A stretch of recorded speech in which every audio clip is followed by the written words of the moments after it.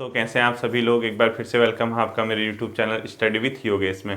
आजकल हम जो देख रहे हैं मॉडर्न हिस्ट्री के फैक्चुअल क्वेश्चन देख रहे हैं, वो भी एनसीईआरटी के बेस्ड पे, यानी आपकी एनसीईआरटी में जो दिया हुआ है उसके फैक्ट हम देख रहे हैं, और ऐसे फैक्ट देख रहे हैं जो आपके सिलेबस में भी दिए हैं। यानी जैसे कल हमने धार्मिक सुधार आंदोलन पढ़े, वही एनसीईआरटी में दिया था। अगर आपने वो पढ़ लिया, अपना ल्यूसेंट वगैरह जो भी जीएस पढ़ रहे हैं, वहां से फिर क्वेश्चन गलत नहीं होता है, ठीक है। और खासकर एनसीईआरटी वाला जो पोर्शन करा रहा हूँ, इसको तो देख के ही जाना, और डिटेल से मैं तभी पढ़ाऊंगा जब एक बार एग्जाम कंप्लीट हो जाए। मैंने पहले भी कहा है, क्योंकि एग्जाम नज़दीक है, बहुत जल्द मॉडर्न हिस्ट्री अभी फ्लो में है हम लोगों की, यानी हम लोगों ने एक फ्लो पकड़ा हुआ है।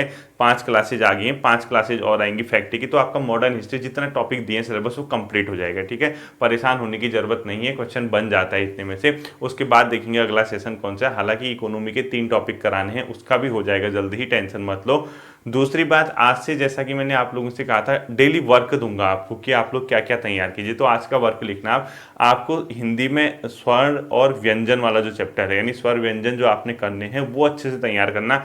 उसमें ये देख लेना अघोष स्वघोष कौन से होते हैं, अल्प प्राण महाप्राण कौन से होते हैं, संयुक्त व्यंजन कौन से होते हैं, ऊष्म व्यंजन कौन से होते हैं, मूर्धन्य वगैरह जो होता है आपका, तालु मूर्धन्य, ये जो सब चीज़ें होती हैं कौन से किस कैटेगरी में रखे जाते हैं। साथ ही साथ संयुक्त व्यंजन जो 4 होते हैं वो किस किस के कॉम्बिनेशन से बने होते हैं, इस टाइप का ही क्वेश्चन आएगा। यानी कौन सा एक अघोष वर्ण नहीं है, कौन सा एक सघोष है, इनमें से कौन सा एक संयुक्त व्यंजन है, ये वाला संयुक्त व्यंजन किस किस को मिला के बना है, ऊष्म व्यंजन के अंदर कौन सा नहीं आता, इस प्रकार के, ठीक है। अनुस्वार स्वार जो भी है वो अच्छे से तैयार कर लेना। वो टॉपिक मैंने कराया भी है, आप चाहें तो वहां से भी देख सकते हैं, अपनी बुक से भी देख लेना। दूसरा, इसको कंप्लीट रिवाइज करने के बाद उत्तराखंड के अंदर आप इंडिविजुअल टॉपिक सीरीज में आएंगे, उत्तराखंड की जनजाति वाला परीक्षावाणी से, मेरी वाली वीडियो के नोट्स से, और साथ ही साथ आपको उत्तराखंड के जो प्रमुख आभूषण हैं जो यहाँ पे पहने जाते हैं, चाहे आप जो भी जिस प्रकार के आभूषण आपका परीक्षावाणी में दिया होगा एक छोटे से बॉक्स में, वो भी आप लोग आज तैयार कर लेंगे, ठीक है। और जीएस के अंदर आपको आज तैयार करना है मॉडर्न हिस्ट्री की पिछली 5 क्लासों के फैक्ट, यानी जो मैंने मॉडर्न हिस्ट्री कंप्लीट करा रखी है, इसकी 5 क्लासेस के आप फैक्ट क्या करोगे, तैयार करोगे। तो देखो शुरुआत करते हैं। 1857 की कोई क्रांति कहता है, कोई विद्रोह कहता है। अंग्रेज इतिहासकार होंगे तो विद्रोह ही कहेंगे कोई क्रांति नहीं है। भारतीय इतिहासकार होंगे तो क्रांति का नाम देंगे। खैर जो भी है, क्रांति है विद्रोह है, बात की बात है, ये डिस्कशन का विषय है, लेकिन हमें टॉपिक ये दिया है उसने 1857 की क्रांति या विद्रोह।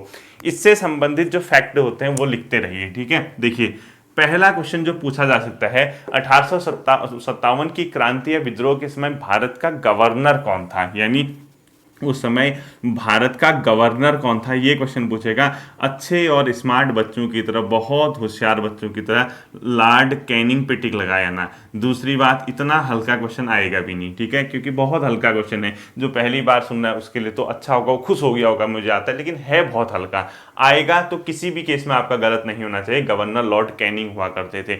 दूसरी बात, ये जो 1857 की क्रांति शुरू हुई, ये किस जगह से शुरू हुई, बहुत अच्छे बच्चों की तरह मेरठ से करके आना, वो भी यूपी, ठीक है। यूपी मेरठ से इसकी क्या होती है, शुरुआत होती है।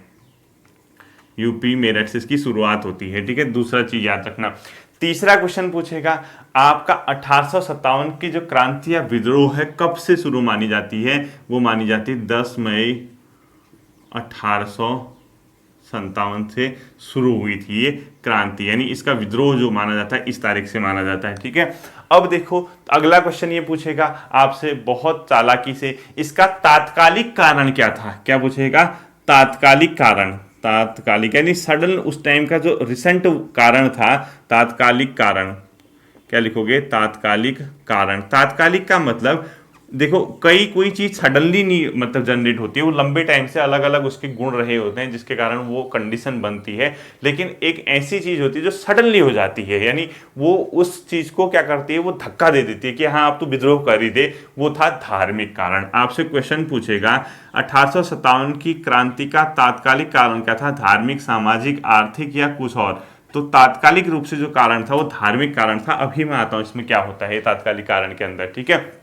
अब देखिए 1857 के विद्रोह में गवर्नर लॉर्ड कैनिंग हुआ करते थे। इसकी शुरुआत हुई थी मेरठ से। इसमें 10 मई 1857 से शुरू माना जाता है और उसके तात्कालिक कारण माना जाता है धार्मिक कारण, ये ध्यान रखना है, ठीक है।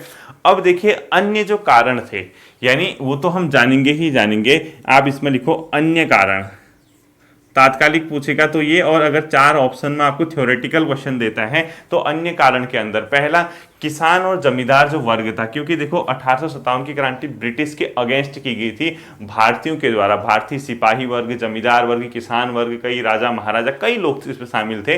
तो ये ब्रिटिश का सडनली ये विद्रोह नहीं हुआ था उनके अगेंस्ट, उनकी जो लॉन्ग टर्म से पॉलिसी चली आ रही थी, चाहे वो किसानों से लगान के मामले में हो, चाहे भारत के सामाजिक या धार्मिक मामले में हस्तक्षेप का मुद्दा हो, चाहे वो जमींदार वर्ग से संबंधित हो, चाहे सैनिकों को परेशान या उनको कम वेतन या उनके धार्मिक चीज़ों से खिलवाड़ करना हो, तो उन सबको उभर कर जो सामने आया वो 1857 की विद्रोह में आया। तो अन्य कारण पहला लिखना आपने, किसान और जमींदार से अधिक लगान व कर, ठीक है, इसी प्रकार से लिखोगे किसान, ये थ्योरेटिकल क्वेश्चन के अंदर आएगा, ठीक है, प्लस जैसे 4 ऑप्शन दिए होंगे ना थ्योरी वाले, कौन सा नहीं था करके, तब किसान प्लस जमींदार से अधिक कर व लगान, ज़्यादा टैक्स लोगे, कर प्लस ज़्यादा लगान लोगे, तो ये ऐसा ही होगा, ठीक है, एक कारण ये हो सकता है। दूसरा कारण इसमें क्या हो सकता है, सिपाहियों की धार्मिक भावनाओं को ठेस पहुंचाना। अब ये बताता हूँ, अभी मैं इसको मतलब इसको समझा दूंगा कि इसका मतलब क्या है। तो आप लोग लिखोगे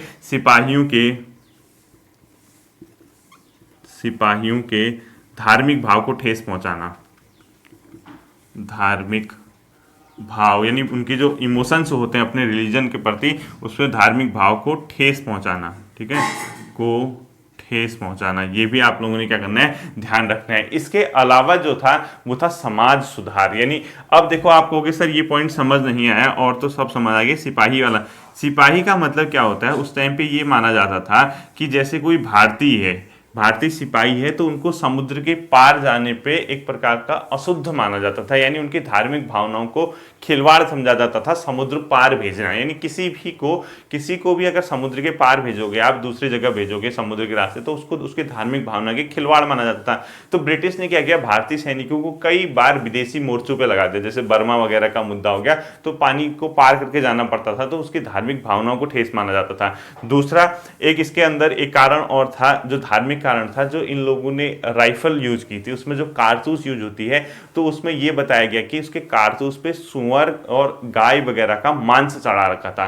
तो जब कारतूस होता है उसको जब आप भरोगे तो मुंह से तोड़ना पड़ता है, जब मुंह से तोड़ोगे तो ये माना जाता था कि गाय के मांस को इसने मुंह से टच कर लिया है, या सुअर के मांस को जो मोहम्मडन वगैरह कम्युनिटी थी उन्होंने टच कर लिया है, तो वो उनके धार्मिक भावनाओं के अगेंस्ट माना गया। तो तीसरा कारण था समाज सुधार। अब आप कहोगे सर समाज सुधार तो अच्छी बात है, देखिए कई लोग परंपरागत रूप से यहाँ पे कर रहे थे, जो आप परंपरावादी होते हैं, यानी जो रेडिकल एक प्रकार के रूढ़िवादी लोग होते हैं, जो परिवर्तन का विरोध करते हैं, जो थोड़ा सा पुरानी सोच के होते हैं ना, जो सती प्रथा का विरोध मतलब आप अंत करोगे, तो उनको ये लगा यार इसने हमारे धार्मिक मामलों में हस्तक्षेप कर दिया। विधवाओं को पुनर्विवाह करने का अधिकार दोगे, उनको लगा यार हमारे धार्मिक मामले में हस्तक्षेप कर रहे हैं। यानी कई ऐसे वर्ग था, एक ऐसा वर्ग भी था जो समाज सुधार का विरोध करता था, क्योंकि उनके अपने हित थे, तो इसलिए भी इसका क्या हुआ था, मतलब एक प्रकार का इसका कारण बना था। और अंत लिख लो अवध का विलय, अवध का विलय, यानी अवध का विलय 1856 में ब्रिटिश ने अपने साम्राज्य में कर लिया। और ये इसके पीछे लॉजिक दिया कि वहां पर जो शासन है वो कुशासन है, वहां पर सही ढंग से शासन नहीं हो रहा, कुछ बहाना मिला नहीं अपने में मिलाने का कुशासन के नाम पे। तो अवध के सैनिक क्या हो गए थे, बहुत ज्यादा भड़क गए थे ब्रिटिश के अगेंस्ट, और पूरे भारत में इसकी भनक फैल गई कि गलत तरीके से इसको क्या कर दिया, विलय कर दिया। ये इसके क्या थे, अन्य कारण थे। तो देखिए पहला क्वेश्चन किसके समय हुआ था, गवर्नर। दूसरा क्वेश्चन कहां से शुरू हुआ था। तीसरा क्वेश्चन किस स्थिति से हुआ था। 10 और 11 में भी लिखा होगा कहीं। तात्कालिक कारण क्या था, धार्मिक। अन्य कारण क्या था, ये। इतने बढ़िया होशियार बच्चों की तरह वनडे एग्जाम को भी आपने चीर के रख दिया है कॉन्सेप्ट के आधार पे, ठीक है। हालांकि मैं देखो इतना भी नहीं पढ़ा रहा हूं फैक्ट की आपको आंख बंद करके रटा दूं, कुछ ना कुछ हिंट मैं दे देता हूं, मजबूर हूं, क्योंकि जल्दी से आपका कोर्स भी कंप्लीट करना है ताकि आपके एग्जाम में आपकी चीजें न छूटें, ठीक है। अब देखिए इसकी जो शुरुआत मानी जाती है वो कैसे शुरू हुआ, देखो शुरुआत लिखो। हालांकि वो तो मैंने डेट बता दी किस किस प्रकार से हुआ था। सबसे पहले इसमें क्या हुआ था, मंगल पांडे को इन लोगों ने गिरफ्तार कर दिया था। तो आपका 29 मार्च, क्या लिखोगे, 29 मार्च 1857 को एक मंगल पांडे हुआ करते थे, उन्होंने क्या कर दिया, विद्रोह कर दिया। उन्होंने मतलब वहां जो उनका सैनिक कमांडर था उसका आदेश मानने से इनकार कर दिया था। तो 29 मार्च 1857 को मंगल पांडे को गिरफ्तार कर दिया, ठीक है। मंगल पांडे गिरफ्तार, लिखना एक घटनाक्रम है, गिरफ्तार होगी, जैसे ही इनको गिरफ्तार, यानी इसको आप शुरुआत की जगह घटनाक्रम लिख लो, घटनाक्रम, ठीक है। ये 29 मार्च से मंगल पांडे गिरफ्तार हो गए। दूसरा, 8 अप्रैल को इसी बंदे को फांसी दे दी, 8 अप्रैल 1857। मंगल पांडे लिखना, मैंने एमपी लिख दिया, ठीक है। मंगल पांडे को फांसी, आप लोग क्या लिखोगे, मंगल पांडे लिख लेना। अब जैसे इसको फांसी दी तो वहां क्या हो गया, सैनिकों में विद्रोह का सुर उठने लगे। लोगों ने, मतलब जो सैनिक वगैरह था, उन्होंने ब्रिटिश का आदेश मानने से इनकार करने लगे। तो इसके तुरंत 1 महीने बाद 10 मई को मेरठ में गए वो लोग, और वहां की जेल पर सैनिकों ने धावा बोल दिया, क्योंकि कई सैनिकों को ब्रिटिश ने गिरफ्तार कर लिया था। ये मान के चलिए उसमें 100, 150, 200 जितने भी सैनिक होंगे, उनको ब्रिटिश ने आज्ञा न मानने के कारण अपने कमांडर का, तो उनको गिरफ्तार कर लिया, मेरठ की जेल पे रख दिया। उसके 1 महीने बाद 15-20 दिनों के बाद मेरठ के थाने पे धावा बोल दिया गया। यानी आप लिखोगे 10 मई 1857, मेरठ थाने पर धावा, मेरठ थाने पर धावा, किसका, सैनिकों का। यानी सैनिकों ने यहाँ क्या बोल दिया, धावा बोल दिया। और सैनिकों की एक टुकड़ी क्या चली गई, 11 मई 10 मई की रात को दिल्ली पहुंच गई। और दिल्ली में एक मुगल बादशाह हुआ करते थे, बिल्कुल लाचार हो चुके थे, बुढ़े हो चुके थे, क्योंकि अंतिम मुगल बादशाह थे, उसकी शक्ति खत्म हो चुकी थी, कोई पूछ नहीं रहा था। उसका नाम था बहादुर शाह जफर। उसको इन्होंने क्या कर दिया, विद्रोहियों ने अपना नेता घोषित कर दिया। तो अगला लिखो, इसी में घटनाक्रम लिखना, दिल्ली लिखना है यहाँ पे, डैश बहादुर, अंतिम मुगल बादशाह, अंतिम, ये क्वेश्चन ऐसे ही पूछता है, अंतिम मुगल बादशाह कौन था, अंतिम मुगल बादशाह बहादुर शाह जफर, बहादुर शाह जफर को विद्रोहियों ने अपना नेता घोषित, विद्रोहियों द्वारा अपना नेता घोषित लिखना, हाँ, द्वारा नेता घोषित कर दिया कि हम, ये हमारा लीडर है। हालांकि देखो उस पर कुछ क्षमता थी नहीं, बुढ़ा हो चुका था, तो फिर भी एक प्रकार का मुगल वंश अपने आप में बहुत ज्यादा क्या रहा था, सम्मानित रहा था पहले से ही। जैसा भी था उसको अपना वो घोषित कर दिया। तो अंतिम मुगल बादशाह का नाम पूछता है तो बहादुर शाह जफर। दूसरा क्वेश्चन पूछेगा कि ये मतलब 1857 की क्रांति के दौरान, इसको नोट कर लीजिए, ठीक है, विद्रोहियों ने अपना नेता किसको चुना, बहादुर शाह जफर को चुना था। अब ये बहादुर शाह जफर हालांकि बहुत ज्यादा शक्तिशाली नहीं था, लेकिन अंतिम रूप से वास्तविक शक्ति जो थी, तो इसको आप नोट कर लेना, ऊपर देखना, वास्तविक शक्ति किसी और के हाथ में थी। इन्होंने एक समिति बनाई थी, उस समिति का जो मेन था उसका नाम था जनरल बख्त खान। तो लिखो 1857 की क्रांति के दौरान वास्तविक शक्ति, वास्तविक शक्ति किस चीज की, सैनिकों का जो कमांड, मतलब ये जो विद्रोही थे, विद्रोहियों में जो वास्तविक शक्ति दी गई थी, वो बहादुर शाह जफर तो नाम मात्र का था, लेकिन जो वास्तविक शक्ति थी उसका नाम था जनरल बख्त खान। क्या लिखोगे, जनरल बख्त खान। अब देखो क्वेश्चन, विद्रोहियों ने अपना नेता किसको चुना, बहादुर शाह जफर को। अंतिम मुगल बादशाह कौन था, बहादुर शाह जफर। और अगला क्वेश्चन, जैसे 1857 का जो विद्रोह हो रहा था, जनरल जो मतलब अपने आप में क्या था, मुगल बादशाह था, उसके स्थान पे किसके पास वास्तविक शक्ति थी, जनरल बख्त खान, ठीक है, इसके पास क्या थी, वास्तविक रूप से शक्ति हुआ करती थी। अब विद्रोह फैल गया अलग अलग इलाकों में, मतलब ये क्या कहते हैं, अंग्रेजों के अगेंस्ट सैनिक विद्रोह भी कहिए, या अलग अलग वर्ग के द्वारा विद्रोह किया गया। तो आपसे क्वेश्चन जो पूछता है, यहां लिखो स्थान, यहां लिखो नेतृत्व, यानी कि जिस अलग अलग जगह पे विद्रोह हो रहा था उस जगह का नेतृत्व, लीडरशिप कौन कर रहा था, लीडर कौन था वहां का। तो आपने स्थान लिखने हैं कानपुर, लखनऊ, झांसी, बिहार। क्या क्या लिखोगे, कानपुर। आपसे क्वेश्चन पूछेगा, ठीक है, कानपुर में कौन इसका नेतृत्व कर रहा था। क्या लिखोगे, कानपुर, लखनऊ,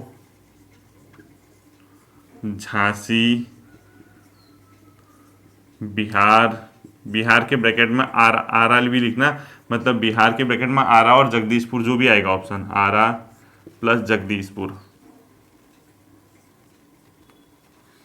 ठीक है, ये एक ऑप्शन आएगा। और अंतिम लिखो मध्य प्रदेश, यानी एमपी के मांडला में कौन कर रहा था, एमपी लिखो, मध्य प्रदेश के मांडला में। इतना काफी है, बाकी उसने दिल्ली वगैरह, बरेली वगैरह भी लूसेंट में दिया होगा, आप लोग देख लेना उसको, लेकिन इतना जो है एनसीईआरटी देता है, तो मैं इतना कराता हूं आपको। कानपुर में जो नेतृत्व कर रहा था उसका नाम था नाना साहेब, जिसका दूसरा नाम था धोंदू पंत, नाना साहेब। इसी का एक अन्य नाम था धोंदू पंत। एक बार केबीसी में पूछा गया था ये कि नाना साहेब का वास्तविक नाम क्या था, धोंदू पंत। लखनऊ में जो कर रहा था बेगम हजरत महल, बेगम हजरत महल, ये क्वेश्चन ऐसे ही पूछे जाते हैं, ठीक है, मैच करने को भी आ सकता है, बेगम हजरत महल। और इसके साथ इसका एक पुत्र हुआ करता था, उसके पुत्र का नाम था अपने आप में बिरजिस कद्र, ठीक है, बिरजिस कद्र लिखो प्लस बिरजिस, क्योंकि एनसीईआरटी बिरजिस देता है तो इसलिए बिरजिस कद्र। और झांसी में रानी लक्ष्मीबाई, रानी लक्ष्मीबाई के साथ इसका सैनिक, किसका, कानपुर, नाना साहेब का एक सैनिक था, उसका नाम था तात्या टोपे, ठीक है। तात्या टोपे का वास्तविक नाम क्या था, कमेंट सेक्शन में बता देना ढूंढ के। आत्माराम, पांडुरंगा कहो, कुछ कहो, जो भी कहते हो, अलग अलग नाम, जिस नाम से जानते हो, तात्या टोपे का वास्तविक नाम क्या था, कमेंट सेक्शन में बता देना। रानी लक्ष्मीबाई के साथ तात्या टोपे, तात्या टोपे। तो और तात्या टोपे कौन था, ये नाना साहेब का अपने आप में सैनिक हुआ करता था, ठीक है, तात्या टोपे ने इसका सहयोग किया था। बिहार में बहुत इंपॉर्टेंट है कुंवर सिंह, बहुत बुढ़ा आदमी था और इसने क्या कर दिया, छक्के छोड़ा दिए, किसके, अंग्रेजों के। तो कुंवर सिंह ने बिहार का नेतृत्व किया, जबकि एमपी के मांडला का नेतृत्व कर रही थी रानी अवंतीबाई लोधी। कौन लिखोगे, रानी अवंतीबाई लोधी, अवंतीबाई लोधी, ठीक है। ये कौन कर रहा था, कानपुर में इसका नेतृत्व कर रहा था, इस एमपी में। पूरा का पूरा नोट कर लीजिए जल्दी से, ठीक है, पूरा इसको नोट कर लीजिए। अब इन लोगों ने क्या कर दिया, विद्रोह को कुचल दिया, किसने, अंग्रेजों ने। क्योंकि भारतीय जो ये मतलब इसको स्क्रीनशॉट ले लीजिए, ये इसलिए कुचला क्योंकि भारतीयों में एकता नहीं थी, नेतृत्व की कमी थी, सही ढंग से नेतृत्व नहीं हो पाया, सभी लोग इकट्ठा नहीं हो पाए, कई भारतीय वर्ग ऐसे थे जो अंग्रेजों के साथ खड़े थे। तो इसके पीछे कई ऐसे कारण थे कि 1857 की क्रांति जो है सफल नहीं हो सकी। अब 1857 की क्रांति असफल रही, याद रखना। अब जब असफल रही तो अंग्रेजों ने सर्वप्रथम पुनः किस शहर को कब्जा किया, लिखो, 1857 की क्रांति के दौरान अंग्रेजों ने सर्वप्रथम पुनः कब्जा कहां किया, यानी दोबारा कहां पे कब्जा किया, अंग्रेजों ने सर्वप्रथम, यानी जब उनने कब्जा पहले तो विद्रोहियों ने किया था, फिर उसके बाद जब असफल हो गया तो सर्वप्रथम पुनः कब्जा कहाँ किया, दिल्ली में किया।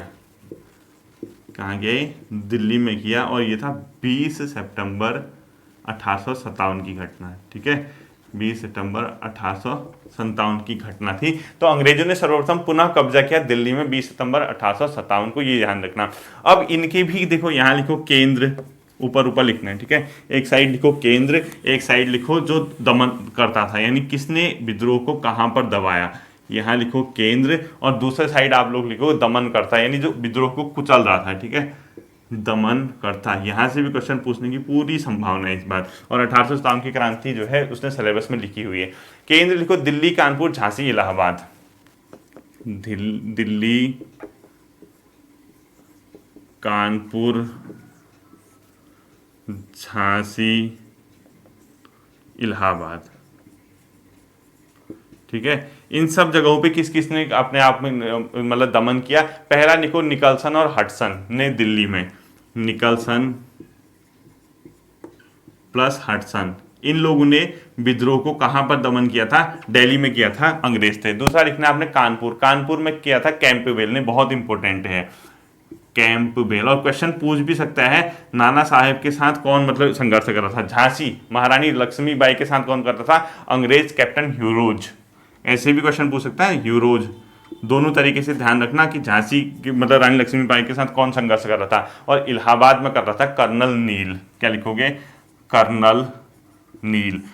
जरूरी नहीं है आपसे जगह का नाम ही पूछे, यहाँ लिख देगा दिल्ली वाले शासक का, यहाँ लिख देगा, यहाँ कानपुर का लिख देगा नाना साहेब के साथ ये, यहाँ झांसी रानी लक्ष्मीबाई के साथ ये, यहाँ इलाहाबाद वाले का कर्नल नील कर रहा था। इन सबको आप लोगों ने ध्यान रखना है, ठीक है। अब देखिए अंत में कुछ और महत्वपूर्ण फैक्ट आते हैं, वो नोट कीजिए। आपने 1857 के विद्रोह के दौरान या क्रांति के दौरान कई ऐसे वर्ग थे जो जिसने मतलब कई ऐसे राजघराने थे जिसने ब्रिटिश का साथ दिया, ठीक है। तो लिखो विद्रोह के दौरान ब्रिटिश का साथ, विद्रोह तभी तो असफल हुआ है, के दौरान ब्रिटिश का साथ, ब्रिटिश का साथ। वैसे एक बात बता दूं, जमींदार वर्ग जो था वो ब्रिटिश के साथ ही था, क्योंकि जमींदारों के अपने हित थे, उनको ब्रिटिश ने किसानों के ऊपर रखा हुआ था, एक प्रकार के मध्यस्थ का काम कर रहे थे वो। तो वैसे में एक इसमें राजघराने कौन कौन से साथ थे वो लिखना। एक तो ग्वालियर के सिंधिया थे, जैसे जो ग्वालियर राजघराना था उसमें सिंधिया परिवार था, तो ग्वालियर के सिंधिया, ठीक है, सिंधिया, ये वाला उनके साथ था।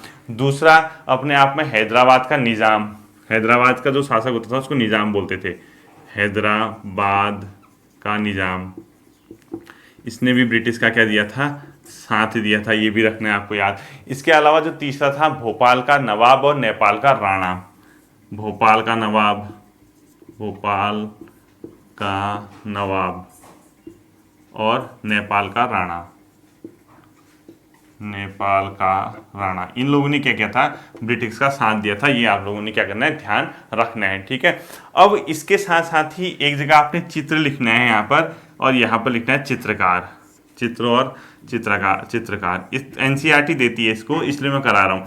ये क्या था, ब्रिटिश ने जब यहाँ पर 1857 के विद्रोह हुआ था तो कई ब्रिटिश चित्रकार ऐसे थे जो ये जताना चाह रहे थे कि ब्रिटिश के साथ अन्याय हुआ है, तो उन्होंने कुछ ऐसे चित्र बना दिए जिसमें इस विद्रोह में ब्रिटिश का दमन दिखाया गया था, ब्रिटिश के प्रति सहानुभूति हो लोगों में और भारतीयों से वो बदला ले, कौन, ब्रिटिश सरकार। तो उसने दो चित्र बहुत फेमस हुए, प्रसिद्ध हुए थे, उनके चित्र और चित्रकार आपको पता होना चाहिए। पहला लिखो आप सिकंदरा बाग, चित्र का नाम था सिकंदरा बाग, एक इस चित्र को ध्यान रखना आपने। और इसके साथ जो दूसरा चित्र था उसका नाम है द रिलीफ ऑफ लखनऊ, क्या लिखोगे, the relief of Lucknow, the relief of Lucknow. ये दोनों चीजें आपको ध्यान रखनी है, द रिलीफ ऑफ लखनऊ भी याद रखना है, और दूसरा पहला सिकंदरा बाग, ठीक है, लखनऊ। ये दोनों चित्रकार कौन कौन थे, सिकंदरा बाग जो चित्र है उसका है किसका, फेलिस बिएतो का, क्या लिखोगे, फेलिस बिएतो, फेलिस बिएतो का लिखो इसको, फेलिस बिएतो का। जबकि जो द रिलीफ ऑफ लखनऊ है उसको लिखो टॉमस जोन्स बारकर, क्या लिखोगे, Thomas Jones Barker, Jones Barker का है, ठीक है। ये पॉइंट भी आप लोगों को क्या करना है, ध्यान रखना है। क्या पता इस बार क्वेश्चन टॉप बना दे और यहीं से क्वेश्चन पूछ दे कि 1857 के दौरान जो सिकंदरा बाग नामक चित्र था उसका चित्रकार कौन था। आधे के आधे वहां, आधे के आधे क्या, लगभग 99.99% वहां पर कहाँ पहुंच जाएं, बेहोश तो होंगे ही होंगे, आत्मा परमात्मा के पास भी जा सकती है, यहाँ पे क्वेश्चन, ठीक है, अगर पूछ दिया तो ये ध्यान रखना। अब देखो ये 1857 की क्रांति असफल हो गई थी, ये मान के चलो, या विद्रोह भारतीयों के पक्ष में नहीं था, वो एक प्रकार के बैकफुट में आ ही गए थे। तो इसके बाद कई ब्रिटिश ने यहाँ पर परिवर्तन किए, यानी भारत की नीति के सापेक्ष उन्होंने कई चेंजेस किए, परिवर्तन किए। उनमें कुछ पॉइंट लिखते हैं 1857 के बाद परिवर्तन के बाद ब्रिटिश नीति में परिवर्तन क्या क्या हुआ था। देखो दो चार पॉइंट बता देता हूं। ब्रिटिश नीति में परिवर्तन, नीति में परिवर्तन क्या चेंजेस ये लेके आए थे, ध्यान रखना। एक तो कंपनी का शासन समाप्त, लिखो कंपनी, जो ब्रिटिश ईस्ट इंडिया थी वो समाप्त कर दिया। कंपनी का शासन, आपसे ये क्वेश्चन भी पूछता है कंपनी का शासन कब समाप्त, कंपनी का शासन समाप्त तथा शासन ब्रिटिश साम्राज्य को दे दिया गया, यानी ब्रिटिश संसद अब देखेगी, शासन ब्रिटिश साम्राज्य के हाथ में, यानी सीधे ब्रिटिश देखेगा, कंपनी नहीं देखेगी, ठीक है, के हाथ में। और ये जो इवेंट है ये है 1858 के अंदर ये लाया गया था, पहला पॉइंट। दूसरा, इन्होंने कसम खा ली कि अब हम भारतीयों के सामाजिक और धार्मिक मामले में हाथ नहीं डालेंगे, भारतीयों के सामाजिक प्लस धार्मिक मामले में हस्तक्षेप नहीं करेंगे, हस्तक्षेप नहीं। हस्तक्षेप क्यों नहीं करेंगे, क्योंकि इनको पता चल गया था कि ये विद्रोह कर सकते हैं, ठीक है। इसलिए आप लोग देखना यहाँ के बाद बहुत ज़्यादा ब्रिटिश एक्टिव नहीं रहे। सती प्रथा, नरबली प्रथा, विधवा पुनर्विवाह, वो सब पहले के हैं, इसीलिए तो देखना यहाँ से बहुत ज़्यादा आपको एक्टिव नहीं दिखेंगे।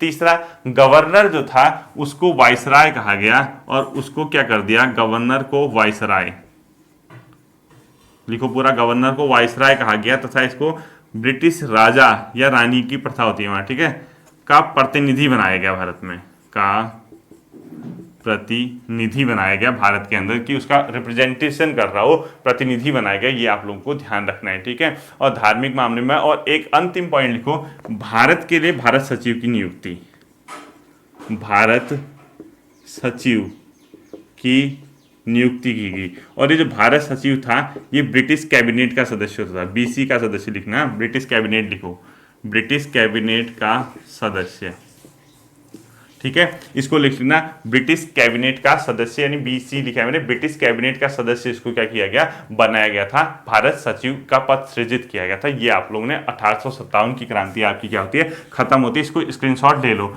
कुछ अन्य विद्रोह लिख लो जो क्या पता आपके पूछ दे पेपर में, तो हम उसको भी लिख लेते हैं। 2 मिनट का टाइम बचा है तो आप इसको लिख लीजिए, अन्य विद्रोह, कुछ अन्य विद्रोह, ठीक है। पहला लिखना है हमने कोल विद्रोह, दूसरा लिखना है आपने संथाल विद्रोह, क्योंकि ना कभी कभी इसके ईयर वगैरह भी पूछ देता है। तीसरा लिखना है आपने बस्तर, और चौथा लिखना है वर्ली विद्रोह, बस्तर और वर्ली महाराष्ट्र में, ठीक है, वर्ली विद्रोह, ये सब के सब विद्रोह हैं।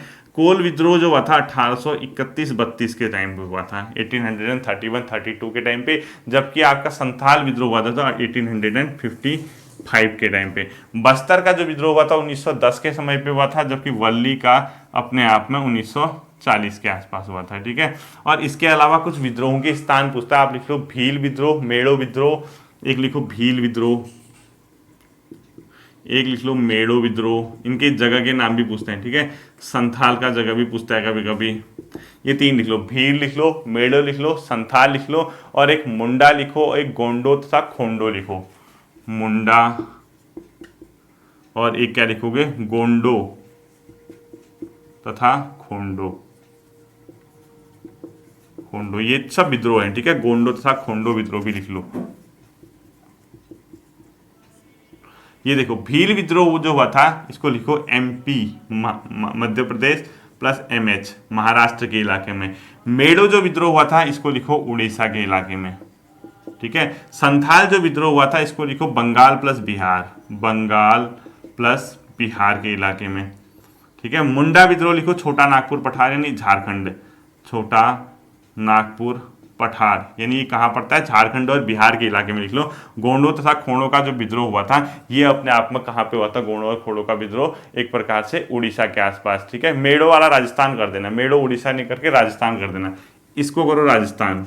मेड़ो का विद्रोह हुआ था राजस्थान में, ठीक है, ये मेड़ो राजस्थान करना, जबकि गोंडो तथा खोड़ों का विद्रोह ये हुआ था आपका उड़ीसा में, ठीक है। इसको राजस्थान कर देना, मेड़ो का विद्रोह, जबकि गोंडो था खोड़ों का विद्रोह जो हुआ था वो उड़ीसा में हुआ था। ये था आपका 1857 की क्रांति, 1857 का या विद्रोह जो भी आप लोग कहते हैं।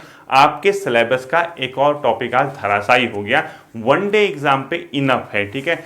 4 क्लासेस ये मैं मान के चल रहा हूँ अधिकतम हो सकती हैं, 4 से 5 क्लासेस मॉडर्न हिस्ट्री के फैक्ट की, जल्दी से उसको भी हवा में उड़ा के हुए चलते हैं, क्योंकि ब्रिटिश की प्रशासनिक नीति वगैरह देखेंगे, ब्रिटिश की आर्थिक नीति देखेंगे, जहां आपको रैयतवाड़ी, महालवाड़ी और ये सब प्रथाएं सुनने को मिलती हैं, तो वो भी बहुत इंपॉर्टेंट है, स्थायी बंदोबस्त वगैरह। कुछ क्वेश्चन और हैं वो हम लोग करेंगे, 4-5 वीडियो के अंदर आपका इस पोर्शन भी क्या हो जाएगा, कंप्लीट हो जाएगा। फिर मिलते हैं अगले सेशन पे, अपना ध्यान रखिए, थैंक यू।